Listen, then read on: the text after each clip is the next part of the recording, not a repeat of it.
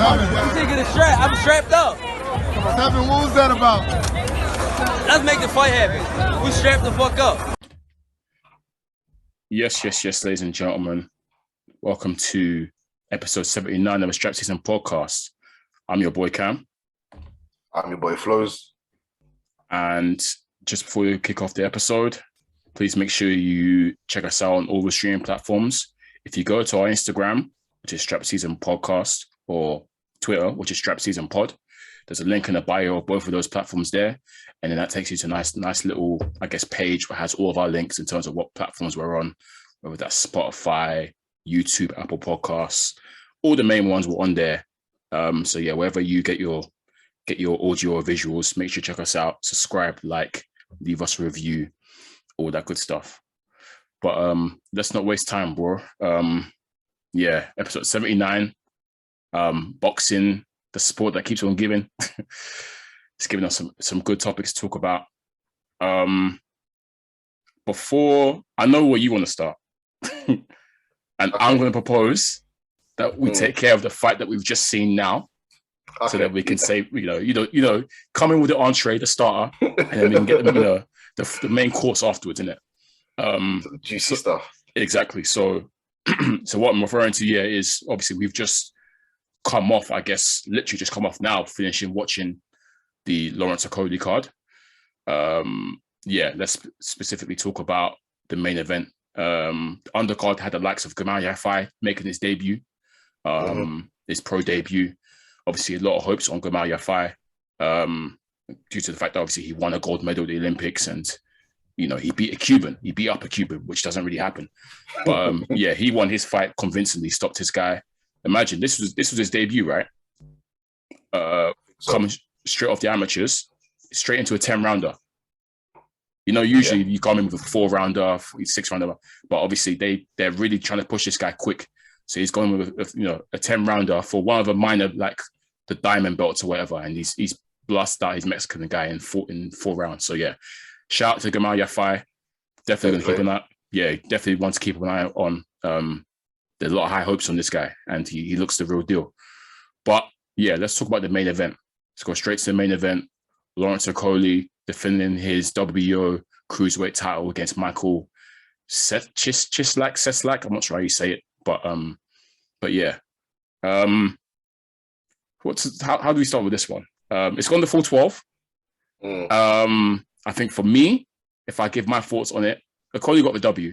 Expected he got the W, right? But for me, right, this performance from Okolie,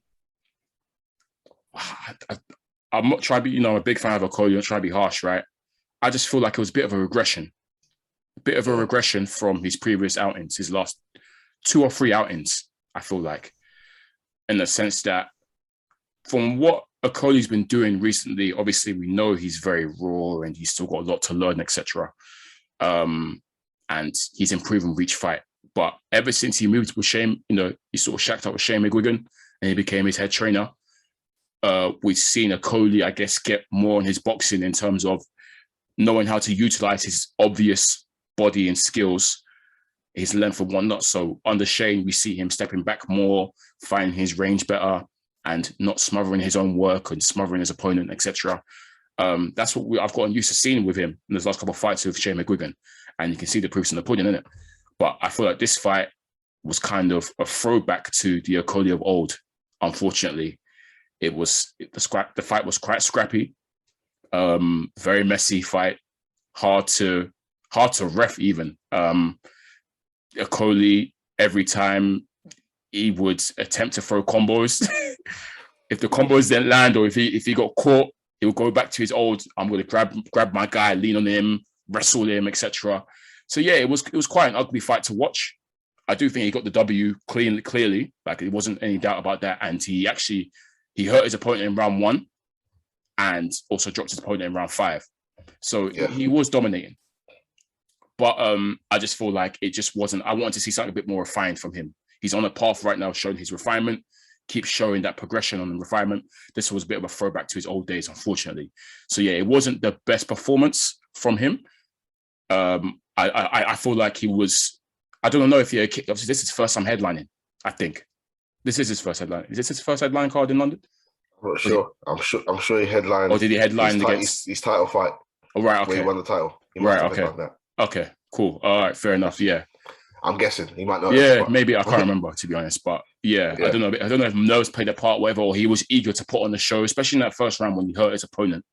A few times he hurt this guy, and instead of stepping back to sort of take your time to get him out there and set up an offense to get this guy out there, he would come in and start throwing wild haymakers, trying to look for the big shot to try and get this guy out there. Wasn't really jabbing every time he hurt his guy. Instead of setting up his work with the jab, he would look for the big shot. So I feel like he was a bit over eager, I guess, to impress and almost over aroused to get his guy out of there every time he hurt, because everyone, I think, expected him to flatline this guy in a couple of rounds. So maybe that played a part. But yeah, like I said, he got the W, so that's all that matters, to be honest. And it was a deserved win. But yeah, it wasn't the best performance from him.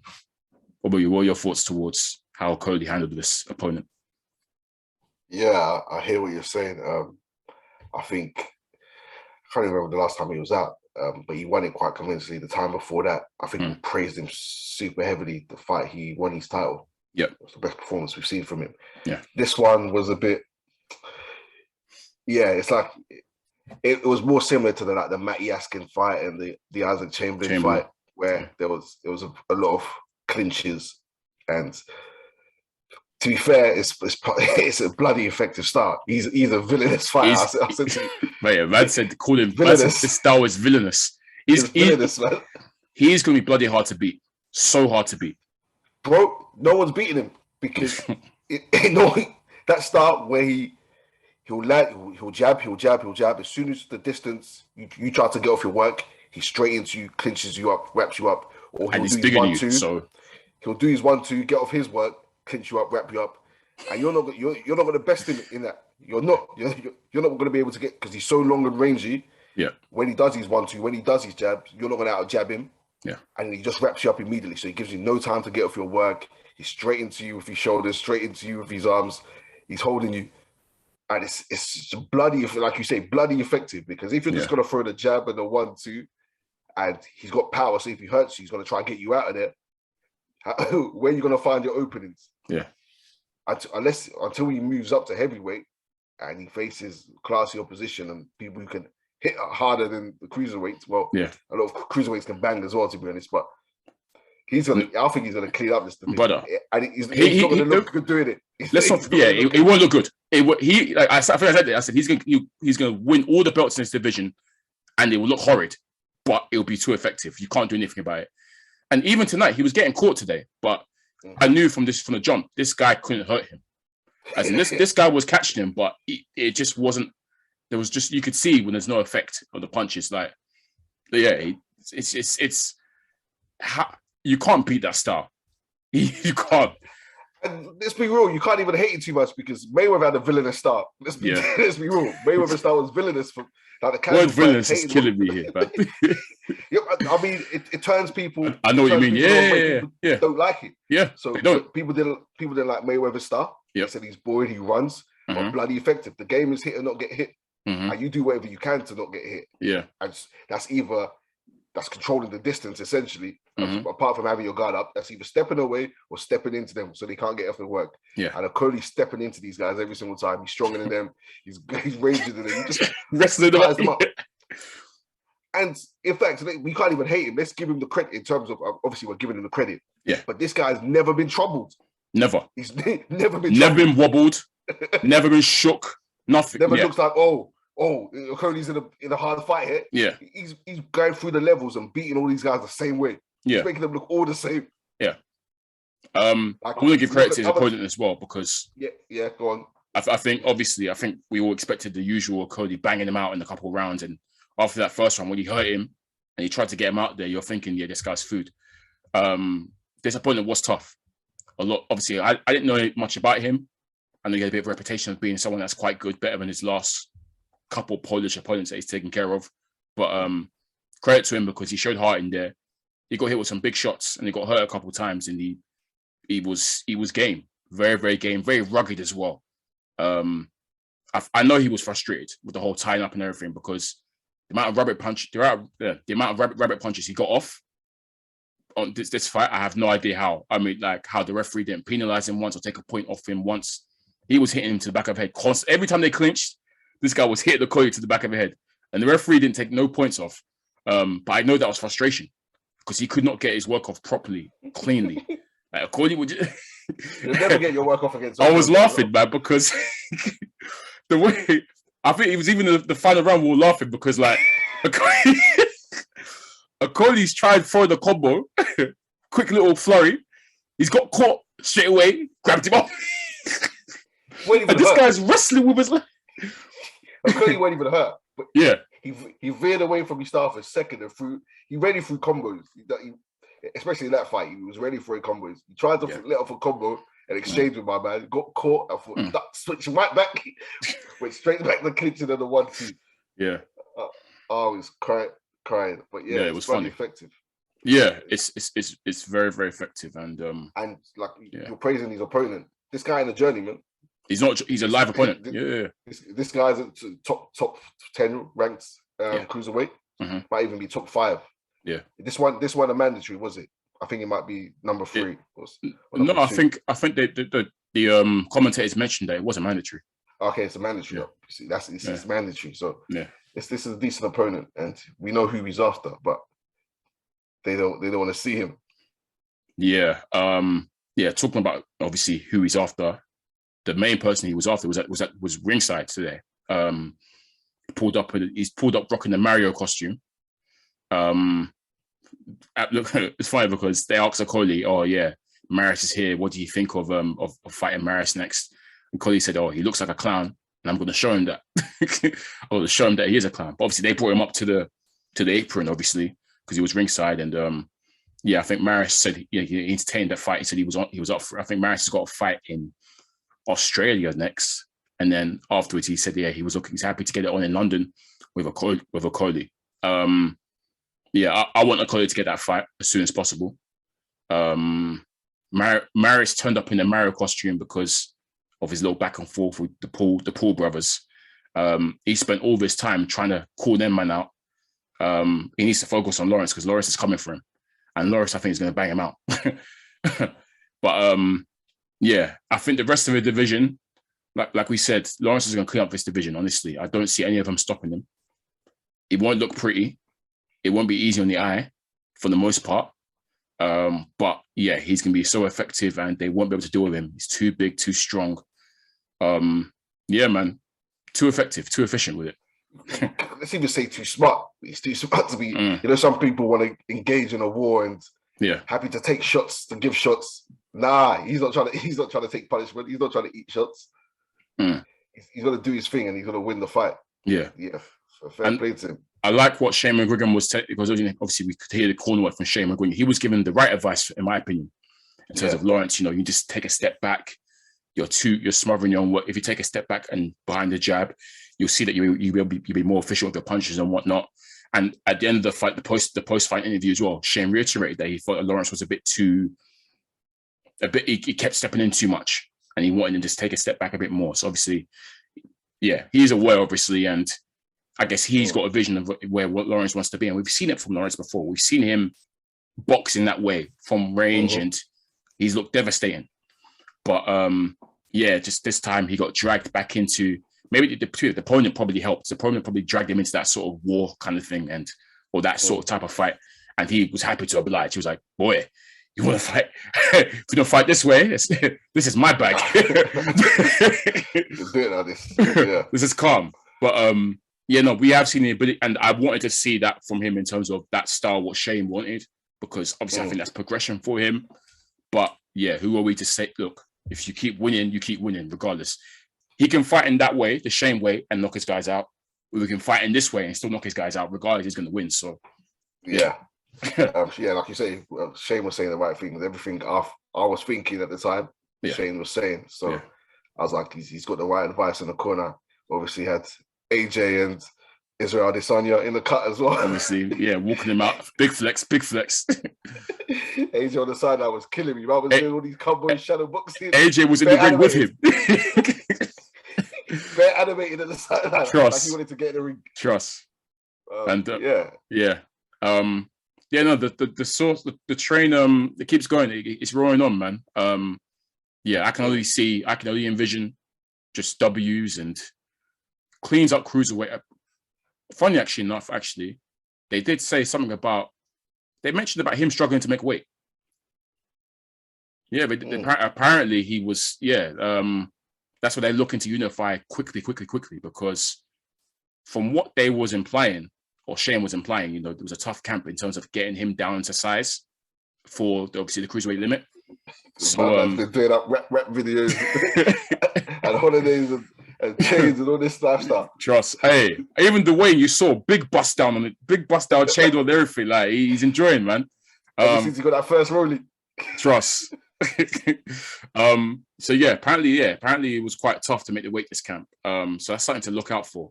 Obviously, we know he said he wants to go to heavyweight, but it seems like they're looking to move into heavyweight as quick as he can, which is why he's chasing these fights for unifications at cruiserweight. I still feel like he's not ready for heavyweight yet. I still think just focus on what's in front of you in this division. But if the weight is starting to become an issue, then boy, it is what it is. Yeah. I got to give credit to him, to be fair. I agree. I don't think the landscape of heavyweight is ready for Okolie to step into, because there's lack of opportunity, really. But like if he grabs a few more belts, he can go up and like immediately challenge, kind of thing. Yeah. But now he almost have to work his way up, kind of thing. But he's someone who we have to give credit to. He's ducked no one. Anyone people say he should fight or put in front of him, all these British level rivals, he's washed all of them. He smoked them, in fact. So he's one that's, I know he'll get to heavyweight and he won't shy away from fighting anyone. He won't be any politics. Yeah. He'll get in the ring with anyone. He's been doing that in how many fights? Apart from AJ, but yeah. Big bro. That's a bro. I just wanted to shout at the fact that there's no one we're itching to see him fight that said, why isn't he fighting this guy? Because he's done that. Isaac Chamberlain, people said it was too early. He was like, nah, let's do it. It was, but he did it and he won. So, yeah. Like that could have been marinated, but beat him, asking, said, maybe beat him. All of these other guys, Wally Camacho, beat him. Yeah. Yeah, so he's been doing his thing, and I think he'll keep doing his thing. Once he cleans up the division, then move up, hopefully, if he still can. Yeah, man. Shout out to Lawrence, man. Good W. Definitely this year, hopefully, we see a unification, a cruiserweight unification. Hopefully, Spirit. If it's not Bradis, then Gumalariano or Makabu. Everyone, they're all free. So, to be fair, Maris is the only one that's really talking his name, I think. I don't think the other two have really mentioned him, but... Well, after what we announced last week, after Canelo's agreed that 2 fights. I was going to say, even Hearn said that if they can't get Maris this year, then they'll look towards Makabu or Gumalari. And he even said that, Makabu's now free, so it should be no issue, right? So exactly. Yeah. So hopefully, I want to see at least one unification from him this year, at least one, and then obviously maybe next year take the other two. But he's got to get the ball rolling this year, I feel like. And these other men are free, so boy, let's get it. Cool. Let's talk the things on what we're really here for. Man. Yesterday we saw Josh Taylor put all his belts on the line in Scotland against Jack Catterall, his mandatory challenger. man, you can tell by the way I'm saying it's a lot. This one's a lot, man. I think in the space of 10 seconds, we've seen the upset of the year turned into the robbery of the year. And the sad part is, bro, I could see it coming. I smelt it. I knew it was coming. I absolutely knew it was coming. But before we get my breakdown of it, because, it was a good fight, really good fight, and me, with a good fight, I would always like to run it back the next day. Yeah. But I couldn't bring myself to run this one back because I was so disgusted on the outcome. So I know it's fresher in your mind, Flowz. Recently watched so it's more fresher in your mind. So I want you to start on just your overall thoughts on this one, how it played out, etc. Don't hold back either. Yeah, I can't hold back. So I'll pick up from where we left off last week in terms of what we said. We said Catterall hasn't fought at this level. Taylor's fought at a much higher level, and his last 6 fights, his opponents are like 130, that he's beaten. Yep. So he's been taking people's oaths. He's been snatching them. Yep. These are proven fighters. Catterall's fought at a lower level. And much lower, might add. Much lower, yeah. His best win, we said, was O'Hara Davis. Okay. But he's looked good. And I think we said, even if it's a close fight, Taylor will get it. This wasn't even a close fight. From round 1, Catterall has boxed this guy's head off. The jab has been brilliant. Ooh. The 1-2 was sharp, and he was controlling the distance. He too would step into Taylor when Taylor would try engage, and Taylor's jab was non-existent almost. He would try to jump in, and what Catterall would do was just dip his shoulders in and go right into his chest and want him to get off his work. And he was doing this beautiful shoulder roll. It wasn't even beautiful. It wasn't like a Mayweather shoulder roll, but the shoulder roll was effective. Very effective. He was shoulder rolling in there, but he wasn't trying to pose with it. Yeah. He was doing it at the right time and doing it effectively. And it was Taylor looked lost. Round 1, he was catching him 1-2s and then controlling distance. Taylor wasn't landing much. Same thing round 2. And he was catching him clean. On to round 3, same thing. Taylor looked lost. He didn't know what he was doing. He had no game plan. He didn't rate him, it looks like. He didn't rate him at all. Now, bro, I gave Catterall the first 6 rounds straight. Yeah, okay. It was the same thing. Out of interest, how many rounds did you give Josh Taylor in totality for this fight? So do you remember? Okay. Yeah, I wrote it fresh in my mind. Yes. I'll give you my scorecard and I'll tell you what rounds I gave. Okay. I gave the fight 117, 109. 109. 109. And I took including all the point deductions. Yeah, that's the point deduction. Oh yeah. That's the point. He had 2 point deductions. 2 point deductions in round 8 and round 11. Was it 2 in round 8? Yeah, he had a knockdown. Sorry, the knockdown. Knockdown, yeah. He had a knockdown and then point deduction. Yeah. And then a point deduction. Yeah. So 10-8 rounds, and then obviously point deductions are 10-8 rounds in round 11. Yeah, okay. Yeah. The only rounds I gave him were 9 and 10. And in round 10, that's when Catterall had a point deduction. So that's the 10-8 rounds to Taylor. Yeah. Round 7 was a close round, and I actually gave that a 10-10 rounds. That was a swing round for me. It could have gone either way, but I don't think either fighter got enough work. It was a lot of clinching. It was a very messy round. Yes. So the max, once again, I like to do this if I'm going to caveat, the max I could potentially give Taylor is 4 rounds. Yeah. So maybe round 12, I didn't think he won it. Maybe round 3, I think, as well. Yeah. Maybe.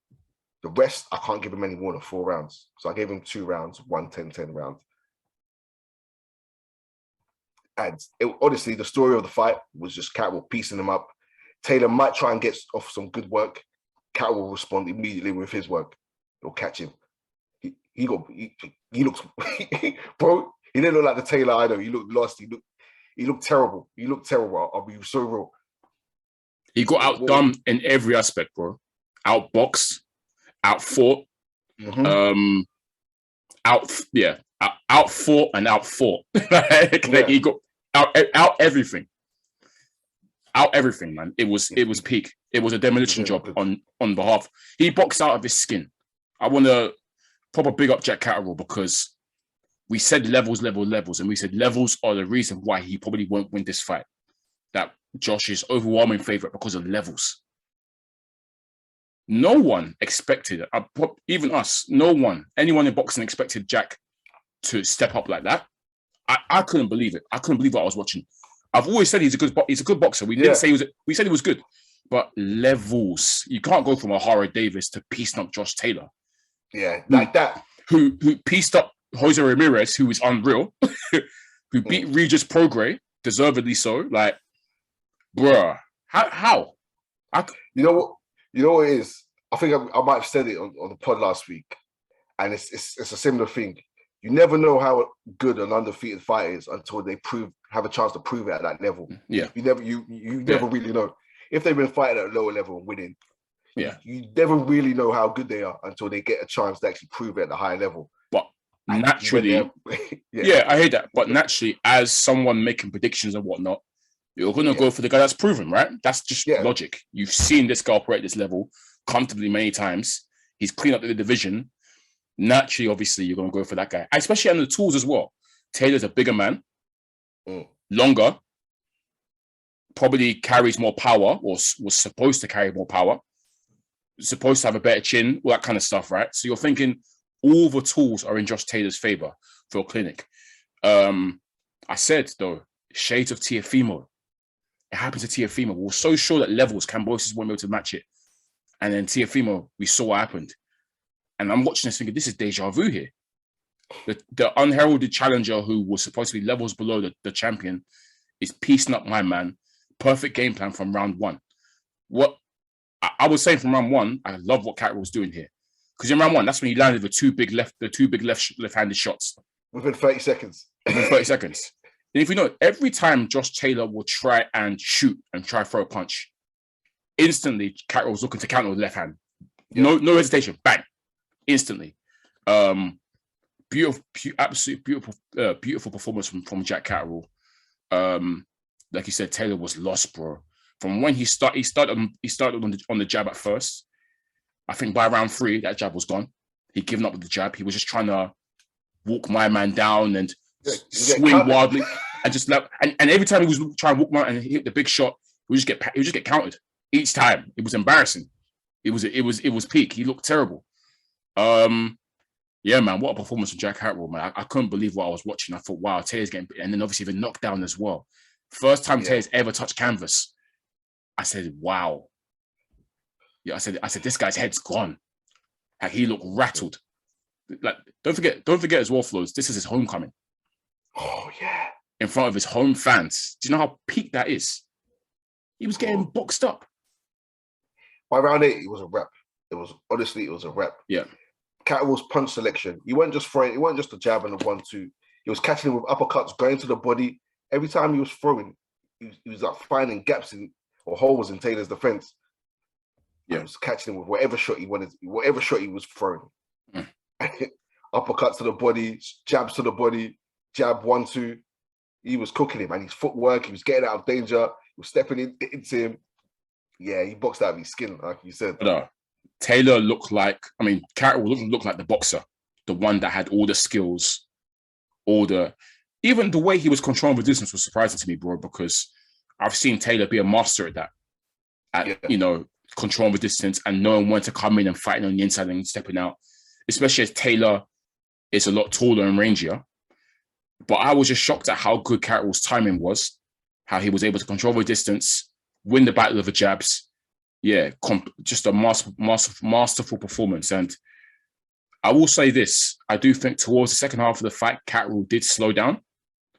Taylor was able to, I guess, rough his way into it. But even though he did slow down, I think by round 8, to be honest, Catterall was shattered. He was knackered. But he already got enough in the bank for me to be like, okay, this fight's, for me to say Josh Taylor wins this fight, he needs a KO. I think by round 8, I said, he needs a KO. There's nothing's going to stop him from winning. Even if he wins his next 4 rounds, Catterall's tight, he's starting to tire and he's looking to spoil, even though it's towards the latter half of the fight. Catterall was one that was looking to clinch and spoil, I guess, Taylor's work. I think that's just purely fatigue, but it doesn't matter. He's got enough in the bank. And even if he was spoiling, doing spoil tactics, he was still able to fire back combos sometimes and catch Taylor.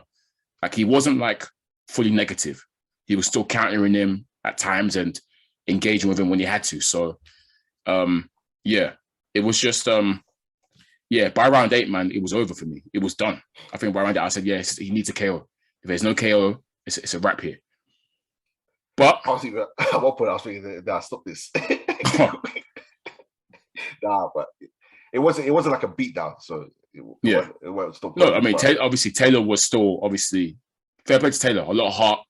He tried to, I guess, fight back and he did make it competitive towards the end, and he was looking to press the action and whatnot.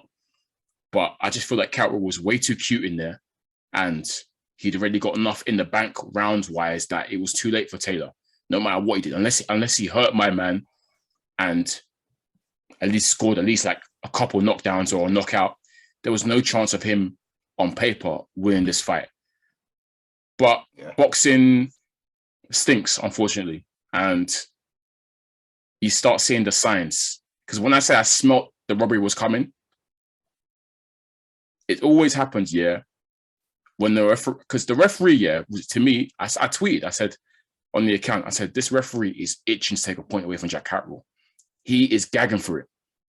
And then I think a minute later, we see the referee admonish Catterall and take a point off, I think for excessive holding. I think it was excessive clinching, right? Yeah. Even though they were both initiating clinching, the clinching was both of them. It wasn't all Catterall. Hella clinches. It was hella clinches, but both of them were initiating. It wasn't just Catterall. Taylor was doing his fair share as well. But I knew this. I was looking at the referee. I said, this referee's looking to take a point. He did. That's when I said, why is it when there's always a robbery, we see the referee do a dodgy point deduction? Boy. And to be fair, the referee did square it up because he took a point away for Josh, I think, in the 11th round, when I think out of frustration, after the bell, Josh Taylor claims he was patting him to say, well done. But it looked like he threw a chip shot. Yeah, that's what I'm saying. He tried to he tried to PR his way out of him and said, nah, the referee shouldn't have taken the point there. I was saying well done to him. But to me, it looked like, boy, you've just beat me up in that round. I'm frustrated. I'm going to hit you after the bell. But even though he squared it up, but still, that point deduction from the ref on Catterall's behalf, to me, left a bad taste in my mouth. And I thought to myself, boy, they might rob this guy, I really hope they don't rob him because this is a performance of a lifetime. But, bro, we know the drill. We know boxing. We know boxing very, very well. We've been here before, been there, done that. We sort of know how it operates. Hometown fighter who also they're prepping to move up a division and challenge guys like Terence Crawford, et cetera, et cetera. We could smell it coming. So when it's come to the 12th round and the bell's gone, the first thing I've said is, I smell robbery here. I can't lie. And then obviously the scorecards I've read out. I think the first one had it 113, 112 in favor of Catterall. I think it was. And then the second scorecard had it, was it 117, 111 in favor of Josh Taylor? Was it 117? I think it was 117, 111, but something wide. Something wide, yeah. I said, yo, why boxing? You're right to do it again. And then the last scorecard, I think, again, had it 113, 112 in favor of Taylor. And still. And I said, yeah, boxing's cooked. Boxing is finished. That is shocking. This is robbery of the year. I don't think anything's beating this. Nothing's going to beat it. We said if Catterall won, he'll be upset with the year. This is robbery of the year. Facts. He won convincingly. It wasn't even a close fight. I'm not hearing it. Shocking. I'm getting annoyed again. I didn't watch it live, and everyone was messaging me, and I was like, "Yo!" And I was angry without even watching the fight. I was getting angry. What did I send you? I sent you the punch stats, right? About how I didn't want to print. I didn't want to look. I was fuming. I think Catterall's thrown basically. He's landed double, basically what Josh Taylor's landed, basically, and or something. I think they said for Taylor 33% landed. Catterall 46% landed. So he's outthrown him and outlanded him at a higher clip. But somehow Josh Taylor is leaving with his belts. And we know why, unfortunately. There's no beating around the bush, man. Boxing's corrupt. It's a horribly corrupt sport, unfortunately. And, we posted the Teddy Atlas clip. The fighters are the ones that get jerked. Jack Catterall has been waiting for this for 2 years. We can't forget that he stepped aside so that Josh Taylor can go fulfill his dreams, so that Taylor can go wrap up a division so that he can then fight. And obviously, I think COVID and whatnot played a part in the injury. Obviously, Josh Taylor had an injury. This fight was delayed. It should have happened before. But the point is, he took 2 years out of his career to allow this fight to happen. He's trained his ass off, clearly, as you saw from the performance, worked his ass off, and he's been jerked just like that, just by 3 guys, 3 judges. Yeah. who are in the pocket of whoever, top right. I don't know. I don't want to point fingers, but boy, shocking, man. Shocking decision. I feel sick for him. Yeah. Because obviously Josh Taylor said no rematch. And I'm not surprised. The magnitude of this fight. This ain't just like an undercard where he's been robbed. This was for undisputed. This is all every 4 belts. All the marbles. Everyone wrote him off, and he went in there and done it. He won that fight. He battered him. And I saw a tweet. I think maybe Chris Lloyd tweeted it. It's like, remember when Man United beat Arsenal 8-2? Yeah. And then that's like 3 people at the end of that match saying, "Nah, Arsenal won." Arsenal won it. And that's the Champions League final. That's how bad it is. He won it convincingly, and then three so guys deserved. Just say 3 guys. Well, guys say no, and Andre Ward, of course, as well. I don't know what he saw, but we always cook him. I would say like it's coming too common now. Andre, you're one of my guys, a GOAT in this thing, but every scorecard I disagree with you. I don't know why. He come out and also said that Taylor won the story of the fight. I can't believe it. That old chestnut. And then Carl Froch, good old Carl, he's then tweeted, "Oh yeah, as the challenger, you can't take the last 4 rounds off and let the champion come into it, etc. Last 4 rounds, especially, you've got to close the show properly." And I'm thinking, how can you tweet that? What kind of tweet is that? That means nothing. Yeah, that's not boxing, bro. What if he's got 8? What if he's got 8 rounds in the bag? What are you talking about? About you can't take the last couple rounds off. If you can. My man's won 8 rounds, he could do what he wants. Just don't get knocked out. That's not how boxing's scored. Man, he just wants to be controversial. I will say, going into the fight, like obviously we've seen the gloves are off. Yeah.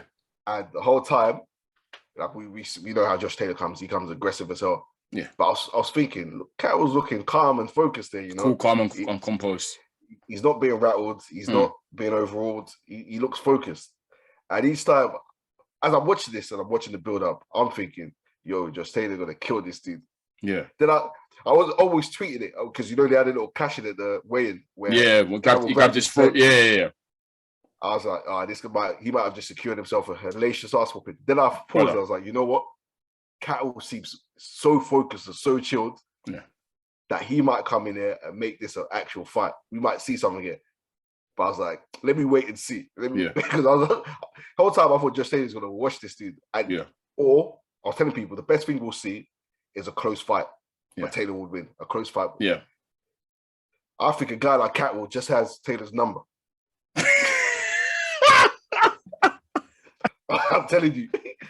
After seeing that, I think a guy like Catterall just has Taylor's number. Brother, it was apparent from the first round, from the first 30 seconds. When he landed that counter shot, I said, ooh, that was really nice. Like Josh Taylor's time, everything was off from that first round. And then I think he himself knew he was losing rounds. And he just decided to skip boxing completely and just look for the knockout, look for the big shot. It was so uncharacteristic from him because we've seen this guy come off the back of beautiful boxing, and he could Josh Taylor he's a dual threat. Like he can box, he can stand back and box, or he can be in the pocket and scrap with you. But yeah, man, he just completely all the fundamentals went out the window with him. He started chasing the big shot, wasn't jabbing anymore, loading up on one big shot, and against a sick counterpunch like Catterall, that's not gonna get it done. It was a really bad performance from Josh. He really was he was better against Regis. We saw how good he was against Regis. And against Jose Ramirez, it looked quite easy for him. He was completely out of whack. I don't know how. I think he probably was overlooking Jack Catterall. He said he wasn't, but I'm gonna be honest. Up until this fight, it was all talking about Crawford, and 147. He was talking about Tank. And Tank as well. I don't think he really anticipated Catterall to be this good at all. And just like Teofimo did, I think he had his eyes on the bigger prizes, the bigger bags. Boy, if he faces Crawford, he gets knocked out in 5. I'm telling you, he doesn't want to fight Terence Crawford. I promise you that. He doesn't want to fight Terence Crawford. He doesn't want to fight him. Bro, I'm trying to find reasons for that bad performance. Maybe people say he looked strained of the way in. Yes, that's so. Yeah, a number of reasons have come out. Like obviously, yes, looking forward to other fights, struggling to make 140. Even though he did say that he made it okay, he said it wasn't too much of an issue. But yeah, I think another reason was obviously he was super tight from round 1. I was saying that he needs to settle down. He looks mad tight.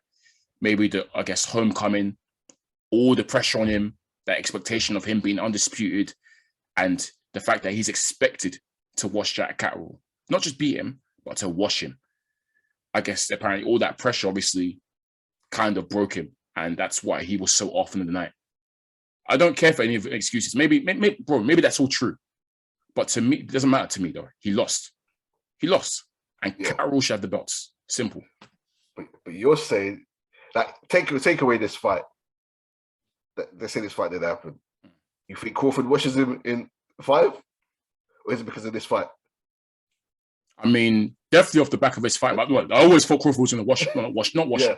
But I always thought Crawford. In fact, not wash him. I think washing is a bit heavy. But I've always been mad confident that Terence Crawford was going to beat Josh Taylor. Yeah, I've never had any obviously people talk about that matchup and stuff. I don't even want to see it. Like even when people were telling me, "Oh yeah, Taylor go," I said, "I don't want to see Taylor. I mean Crawford fight this guy. One, I think Crawford's going to beat him, and it won't be too hard for him. And 2, I've been trying to see Crawford fight the real welterweights such as Spence, etc., etc. So I've never entertained this fight at all. Obviously, if it happens, I will watch it because I'm a fan of boxing. But it's never been one of my fights I'm that gagging to see. I don't think it's as competitive as Crawford Spence. I've always felt that. And now off the back of this fight, I definitely feel like that. Why I ask that is because a lot of people are saying, Taylor's washed, Taylor's whacked. No, he's not washed. He's not washed. But this is the same thing. Boxing fans do this all the time. Every time someone good loses, they're finished, they're washed. Taylor's elite. He's world class. They've been doing it for time. Dubois lost, he's this and that. AJ lost, he's this and that. Yeah. When Khan lost his first fight early on in his career, he's this and that already. They do it all the time. When Anthony Yard lost, this and that, he's finished. So let's not pretend. Taylor was the man. He was the man. Maybe all those reasons that we said, maybe he took his eye off the ball, maybe he couldn't make weight. Maybe that all played a factor into this. But yeah, I'm thinking they need to run it back. I don't care about moving up. For me, they have to. So yeah, I also feel like for me, Taylor, if you really want to be taken seriously as a welterweight, and before you go there, you've got to exercise these Jack Catterall demons.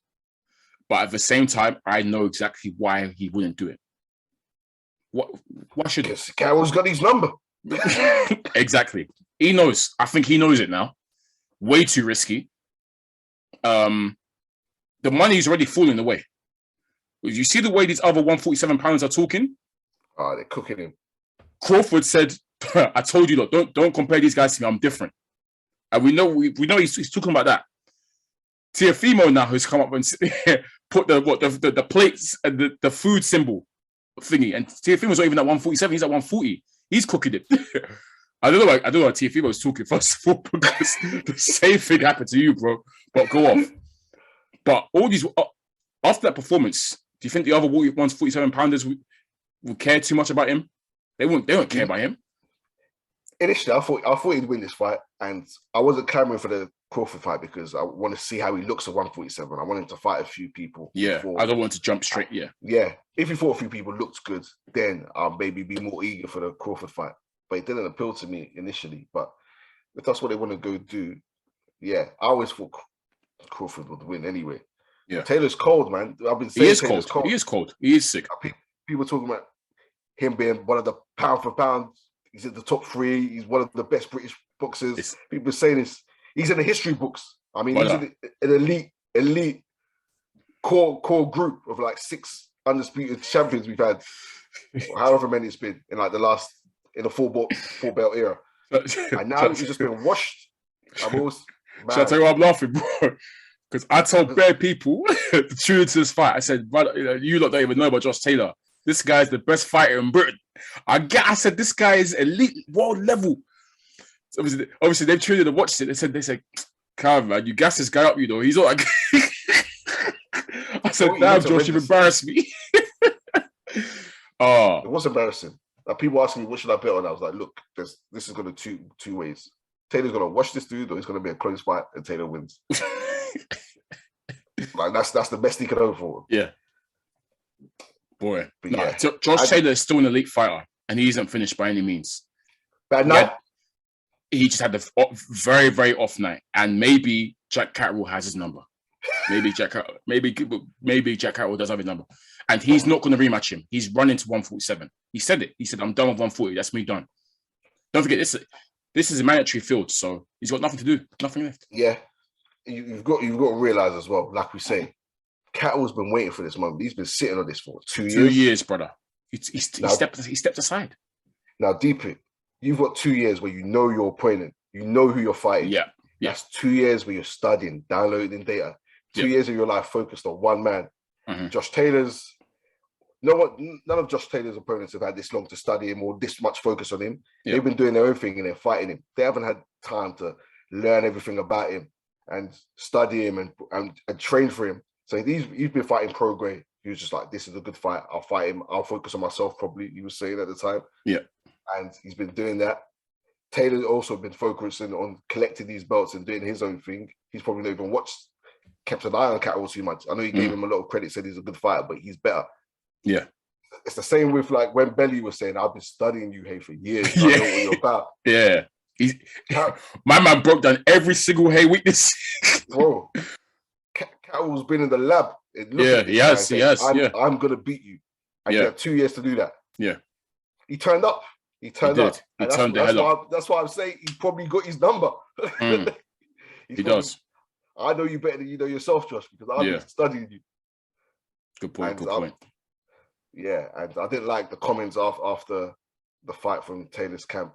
Ben Davison stunk up. Boy, he's getting killed. He is getting killed. He deserves it. He deserves it. They call him boxer-sized Ben.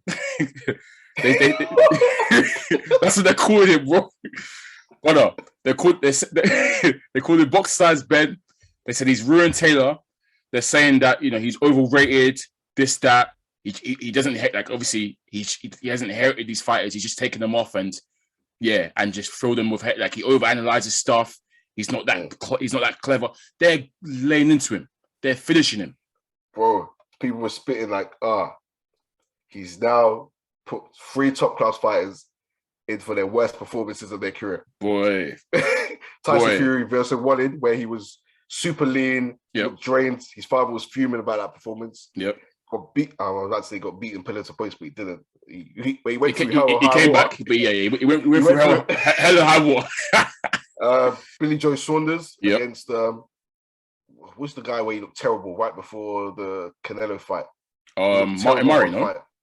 No, before that. Oh, before Murray. Was it before you fought like some European dudes? Sefery? No. I can't remember his name. But yeah, it was a stinker. I remember watching it. It was like, yo, and people. That's where people was like, Canelo, don't waste your time with this guy. This guy's not doing anything to Canelo. Like, it was a really bad night. He just didn't look good or impressive. Was it a Sufi? It might have been that. What was that? So before Murray, it was on the there was Coseres, the Argentinian, on the Logan Paul KSI undercard, and then before that there was a guy called Isufi. I don't know. That's why I don't even. Okay, Isufi is where he won the WBO super middleweight title. Yeah, it's not that one then. I think and then there was Caceres, which was Argentinian.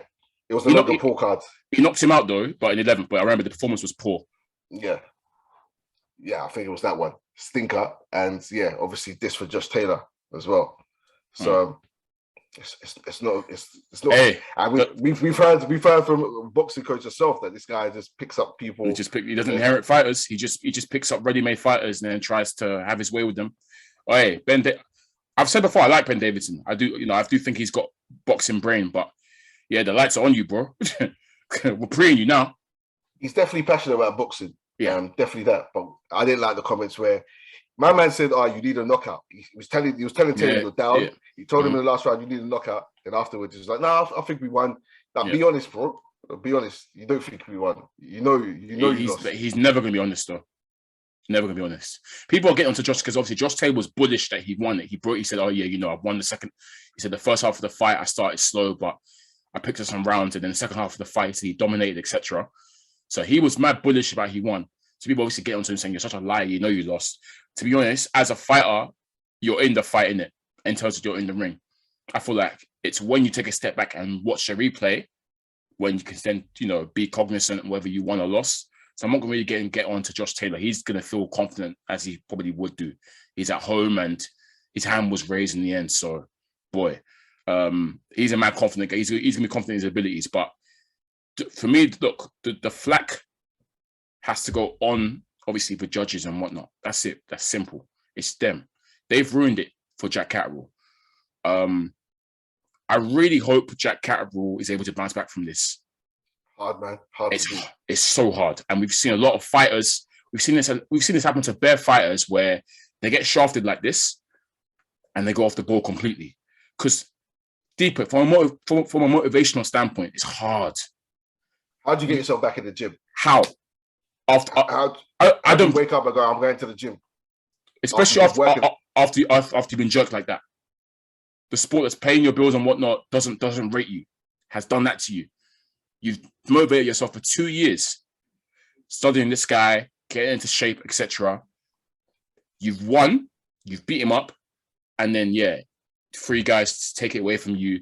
How, I don't blame him if he completely goes off the ball. I really hope he doesn't, though, because clearly he's a talented guy. Really amazing boxer. I'm a huge fan.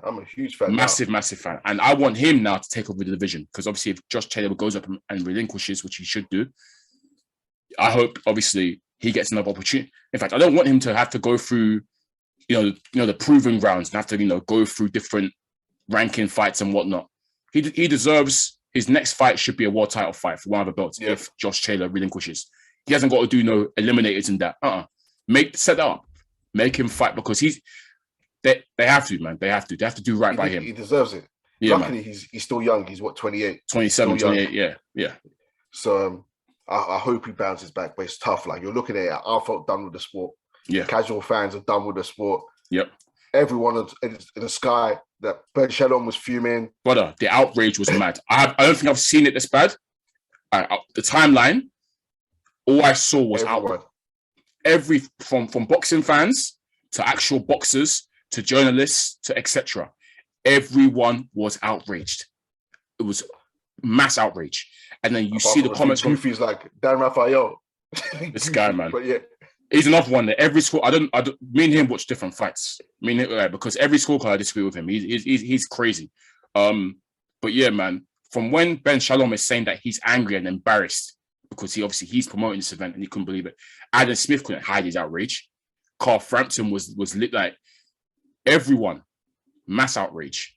And usually it's about 50-50. Like, when it's like a robbery or a close decision, there will still be people, fighting and saying like, oh, nah, it wasn't a robbery, it was a close fight or blah, blah. But this was 95% all outrage.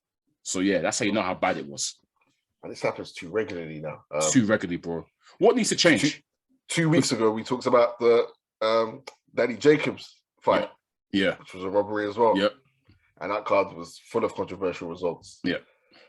We've talked about what needs to change and all this before. The judging needs to be more objective. They need to, like, obviously, so when you say, you mean like, obviously, like, judges, even, I guess, almost almost like back in school, point, example, explain. Why did you score this round for blah, blah? Everyone needs to know the rules of judging. Everyone needs to be able to go. For the one rule book. Yeah, so anyone can judge almost. Well, Yeah. Not anyone, but anyone can say, this is why this round is this person's. Everyone's unanimous based on whatever criteria there needs to be. And it's that simple. Or you have, like I think you said before, have judges for the judges. Yeah. I wasn't joking when I said that as well. Facts. They all need facts. So it's cross-reference or Yeah. peer assessed. Like Yeah. people like, no, Absolutely not. That round. Ofsted kind of thing. And if a certain judge isn't do like, get rid of Adelaide Bird. She shouldn't be working. Obviously, I don't think she works anymore, but you know what I mean. Like, if their period sets and Adelaide Bird, she can't still be. She can't. Surely not. They all still like. This ain't the first time. What's it? Victor Laughlin's done a madness. Yeah, he's a mad thing. Victor Laughlin. He's done a couple dodgy cards. Yeah, the first time. Yeah, they've been doing that. So I don't know. The judging needs to change drastically. It needs a complete overhaul. They're ruining livelihoods, man. Yeah. That Teddy Atlas clip is one of the best clips ever, boxing wise, because it sums up. And that's the thing. It's not recent. It's old.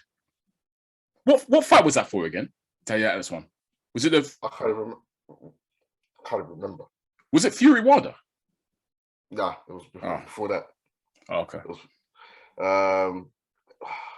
I can't even remember. Yeah, regardless, it's old and it's still relevant. Still damn relevant today. You know why I can't remember? It's because I watched that clip regularly. I've got associated with so many fights. Yeah. And he switches regularly. He switched after the Teddy Atlas's jokes. Canelo Golovkin fights. He was fuming. Yeah.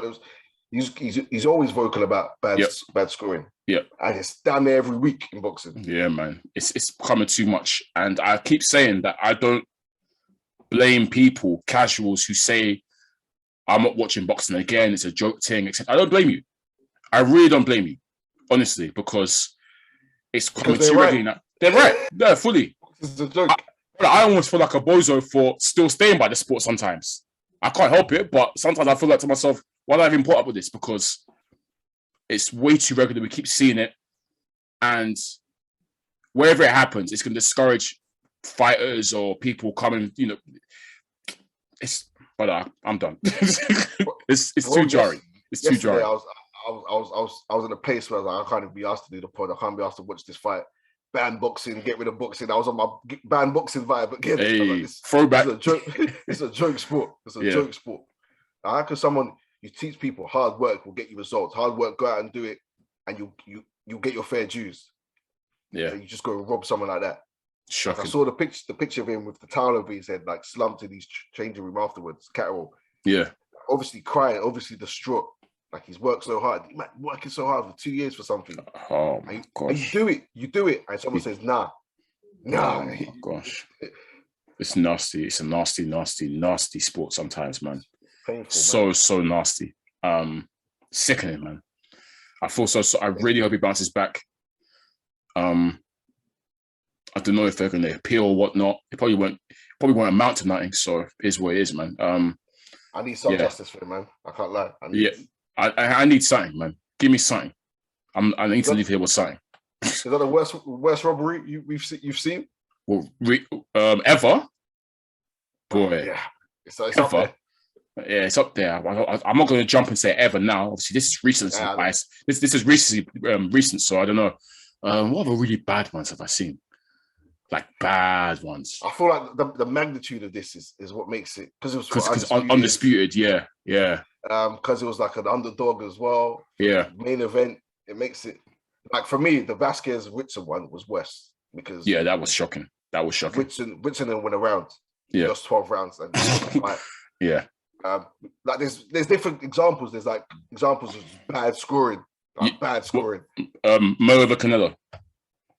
Yeah, CJ Ross, where she gave CJ Ross went. Wait, wasn't there a card where she gave it to Canelo? She gave it a draw. Oh, was it a draw she gave? Okay. She gave it a draw, which is bad enough. Because that was bad in itself, because Canelo won one. Could you even give Canelo a round? 2 rounds max. Maybe 2 rounds max, yeah. And that's what I knew they were lost. The thing is, it happens at all levels. You even have it in like the Olympics, where Mayweather got shagged in the Olympics. Yep.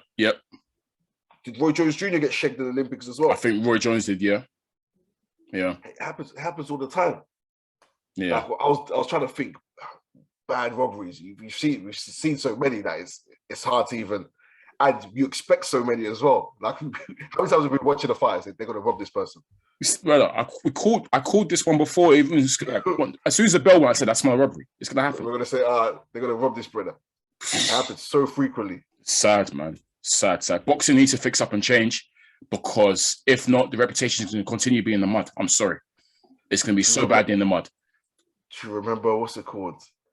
Is it Andrew Maloney? Against what? That's Maloney against a Latino brother. I know what fight you're on about. Yeah. Yeah. What was his name? But my man won the rematch though. They ran it back, and the other guy. But that was a horrible robbery. I can't even remember if it was Andrew Maloney or Josh Maloney. It was. I think it was Josh. I think. Well, let me check. Actually, no. It was Andrew Maloney versus Joshua Franco. Franco, that's the one. Franco Maloney. Yeah. Franco Maloney, where they stopped the fight because and the video thing was basically they stopped the fight, and I think they said it was from a clash of heads or something, or whatever, but it wasn't. It was from a punch, and all they had to do was check the video replay, and they did. They checked it. They checked it bare times, and we could see it was clear that it was from a punch, but I think they checked it and they said it was inconclusive or whatever, and they basically they no contest or whatever, and I was like, but we can clearly see it was from a punch, so you haven't even followed the rules here. Like, what's going on here? That whole thing was mad. I think the whole thing was mad. Bro, there's been so many. Emmanuel Augustus, how many times did he get shanked? Yeah, and maybe that's partly on himself because he always used to. Yeah, but he was moving mad though. But he was the drunken master. He was better than them, and he'd be winning those fights because he's. Yeah. To be fair, it must be hard to score what he does in the ring. But he would get shanked. I know this most of the time. We can be here all day in terms of just fighters and dodging results and shit. Yeah, man, it is what it is. Man. It's annoying, man. It just sucks, and I hope some of justice reformed for is there for Jack Catterall. Either he gets an instant title shot again. I really hope to see this kid champion. He deserves it, and it's brutal, this sport, man. It's brutal what that result, such a brutal thing, because he has to drag himself back up now. And that's going to be so hard for him to do, boy. And if he is able to do that, then, boy, this guy's got the minerals. He's got the real minerals for sure. Yeah. I'm just thinking about Robertson Conquesal. Yep. What's about? You see, it's not the same type of robbery in boxing. They've killed robbery in so many different ways. Yeah. So many. That's why it's hard to say which was the worst. That was a bad man. This is dead. You let a drunk, somebody busted for drugs, get in the ring, and then you went and robbed.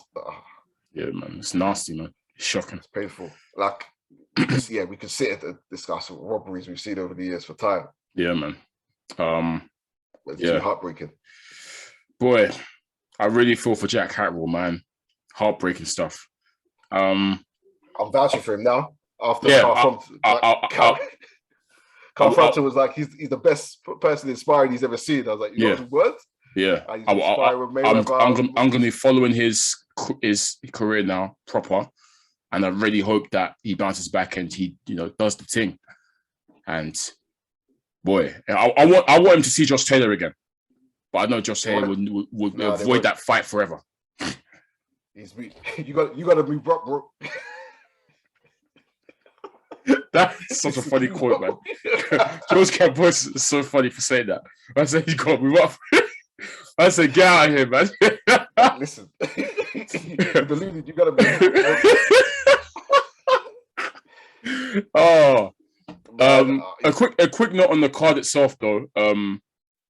Obviously, the main event was good, but Boxer and Sky need to work this. Obviously, it's a fresh partnership in it, so they're still working things out in that. But again, we criticized the quality of the card last time. Same thing again this time. The quality of the card was bad, man. They need to obviously I know it's a work in progress and it is a new kind of partnership and a new venture, so sometimes these things take time. But they've got the main events patterned. They should now just flesh out the rest of the undercard to make it a good show all round, and then they'll be onto something that's a winner. But the undercard wasn't the best either, to be honest. Again, so they need to work on that for sure. I think their next card looks decent. Reactor is on it. Is that the Savannah Marshall one that's coming up in like 2 weeks? Was that next one? Oh, yeah, I didn't even know that was the next one. Yeah. Yeah, she's fighting. Hang on, I've got it here, I think. I don't know if that's a good one. But I know they announced a Reactor where it's, it looks like a good card. So, yeah, I think that one might be decent. All right, okay. But this one, well, we'll discuss it when the time comes around. Yeah. But that looked like a good card. Yeah. Yeah, for sure. Yeah, man. Shout out to Jack Catterall once again, man. And Josh Taylor, man, you're a lucky boy. That's all I'm gonna say. I still like you, Josh. I still think you're a sick boxer, but you lost yesterday. It is what it is, man. Yeah, just quickly, I guess before we round up, seen a couple of dates been announced and whatnot. Obviously, you mentioned earlier that Canelo, obviously that's locked in now with Bivol. I think 7th of May, I think it is, around that time. You know, they usually have to go Cinco de Mayo. So, yeah, that's all locked in. And then, yeah, it's Triple G next. And then I think potentially there might be another Triple G fight again. There might be 2 Triple G fights, apparently. So it's not 2 Triple Gs. Don't say that. It's not. I think Hearn's interview said something about there's a potential of another one after. Yeah, it's not with Triple G. It's for someone else. He didn't say that. He said Triple G. No, he didn't. I'm not hearing that. Oh, wow. What I heard him say was that they're going to do a potential third fight with maybe Makabu or John Ryder. That's what I heard him say. And I swear it was another he said, he mentioned those two and he said Triple G. Impossible. If there's money, they'll do it. If there's money, they'll do it. To be fair, you know, if Triple G wins, they'll do a 4th. Yeah. And if it's, you know, they're going to make it a draw. If it's close, they'll say, look, it's money. So money will talk regardless. How can they try to sell that to people? People will buy it. People will get it. But yeah, for those, obviously, for Canelo fights, there's a whole hoo-ha over the fact that, obviously, I think we broke it time ago. But, you know, they said they might move to a pay-per-view model. That's confirmed now. I think it's £60 for... It's something like £50 for subscribers who, you know, subscribed already, and £60 for like new people or whatever. But yeah, for certain fights of a certain magnitude, the Zone will put on pay-per-view shows, which obviously, yeah, that's got, I guess, all the ops talking. You know, Steven Espinoza and all those other guys working at PBC, they're saying, "Oh, but I thought you said pay-per-view was dead," etc., etc., etc. But I think Eddie's always maintained that he didn't say pay-per-view itself was dead. What he said was pay-per-view at the price point, what the price point of £100 or £150 a pop is dead, which is true. So that's what Hearn, I guess, fired back on. Yeah, it is a U-turn from the Zone because their whole selling point at first was no pay-per-view and whatnot. Yeah. But then I think Steven Espinoza was trying to chop up clips of Eddie Hearn talking, saying pay-per-view is dead. Which he did say, but there was context. Like always context. The context was the price point. That was the issue, yeah.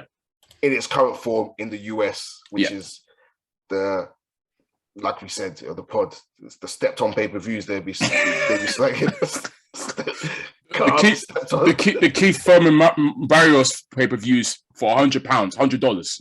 Yeah. That pay-per-view, yeah. Like they rolled out 3 pay-per-views in as many months. It was all poor. Stepped on. Canelo's a pay-per-view star. Like, yes. That makes sense. Like, if they're getting away with it, that's what... He's only made a U-turn. It's fair enough to say, but misquoting Eddie Hearn isn't correct as such. But it is a U-turn. And I'm too happy with it, but I see it makes sense. Yeah. For certain stars of magnitude, it's a no-brainer, isn't it? It kind of is. So, yeah. And Canelo is that guy. Canelo and AJ are those guys. Simple. Yeah. And deep it, like it's a pandemic. Obviously, things have changed at these times. So, that's why you're doing pay-per-views for Barrios and Furman. Boy, PBC better watch out, man. It seems like they're struggling over there, man. Because Espinoza, obviously, because it turns out that the PBC's offer to Canelo was actually larger than Hearn's. It's larger than the Zones. Apparently, the Zones was only 75. Whilst PBC's was 100. That's what Espinoza was saying. He said theirs was a much larger bag. Okay. His interview was that ours was more because I watched his interview. He said, yeah, ours was larger than those guys, but we don't blame him for going. Obviously, he said the door's still open if he wants to, do business with us in the future. We're here for it. But yeah, he went ahead and went for, I guess he kind of sent a little dig, but at the same time, once again, the Bivol fight is more of a legacy fight for Canelo. And obviously he's got a good relationship with Eddie Hearn, so it makes sense. But he did say the door's still open for Canelo to come back and do business with them if he feels like it. But yeah, I don't believe him. I don't believe it was more. But he's going to say that, isn't he? He's going to say that. So it is what it is. He's not too happy, but it is what it is, isn't it? Yeah, everyone was scrambling for Canelo, and Hearn did his thing, man. He's got 2 cash cows now. Dylan White, Tyson Fury. So date and venue's been announced, so we can officially say it is on 23rd of April, Wembley Stadium, which was big things for Dylan White, big things for Tyson Fury. Yeah, man, that's going to be a very interesting fight. So we look forward to previewing that when the time comes. I think those are all, I guess, the main dates have sort of been announced or fights.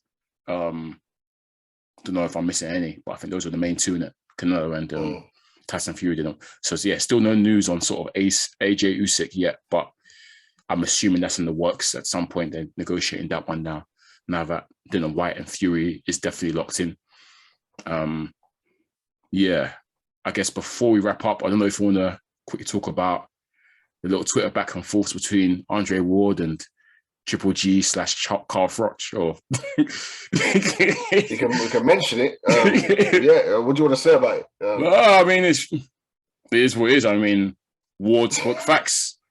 Obviously, a lot of people saying that Triple G spoke facts, but from what I know, they ducked Ward. So, boy, I don't know. Yeah, it's a he say she say thing. Yeah, they said, oh yeah, you made an offer while I had a fight, which is GGG said he had agreed to fight with Lemieux when Ward made his offer. But yeah, that offer could still be on the table. You could go next. You could get through your fight and you agree to negotiate again. Yeah, Ward didn't just come out the blue and say, I want to fight Golovkin. It was your side who called him out. Yeah. And for the fact that Golovkin's been at 160 his whole career, I'm seeing people saying, oh yeah, but they're different weight classes.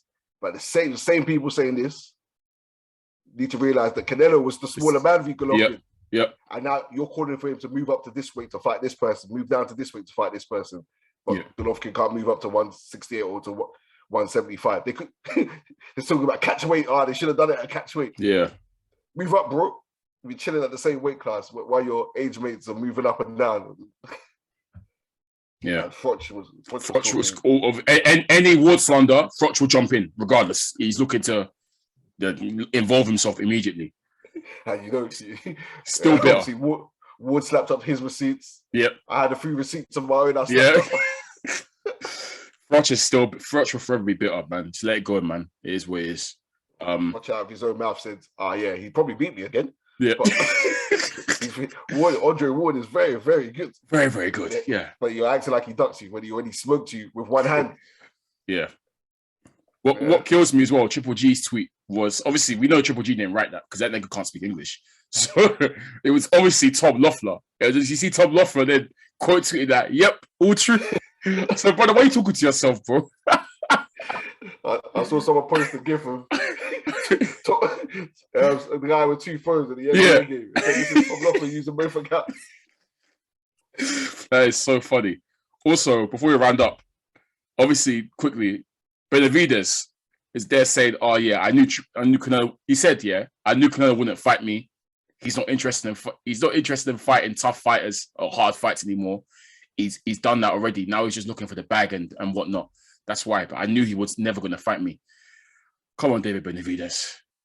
About he's not interested in fighting tough fights. And come on, man. These guys are hilarious, man. They all feel like they deserve it, but they don't deserve nothing. But yeah, it's weird.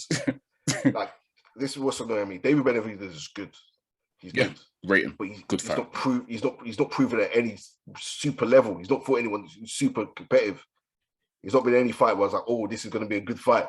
Yeah. He's not had one of those. And now I think he's the Americans' next big person they're backing. It's so overrated. Well, but they're hyping him more than he is. Let him prove it. It's him and Charlo. They've been backing Charlo to beat Canelo for time. Well, no, yeah. They've been backing Charlo to beat Canelo for time, but now they're jumping on because Charlo doesn't really fight these days. They're jumping on Benavidez to do it. Charlo's been champion for what, like 5 years? He hasn't unified once.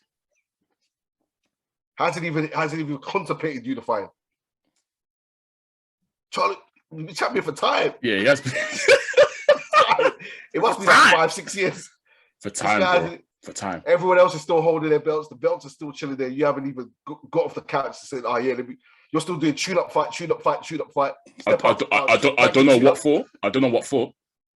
Having tune-up fight after tune-up fight. Man, like I say, the Charlos are older than Canelo. The Charlos are older than Canelo. It's been episode 79 of Strap SZN Podcast. I'll be your boy Kam. I'm your boy Flowz. Make sure you check us out on the streaming platforms. Please keep it locked. Peace. Get a strap. I'm strapped up. What was that about? Let's make the fight happen. We strapped the fuck up.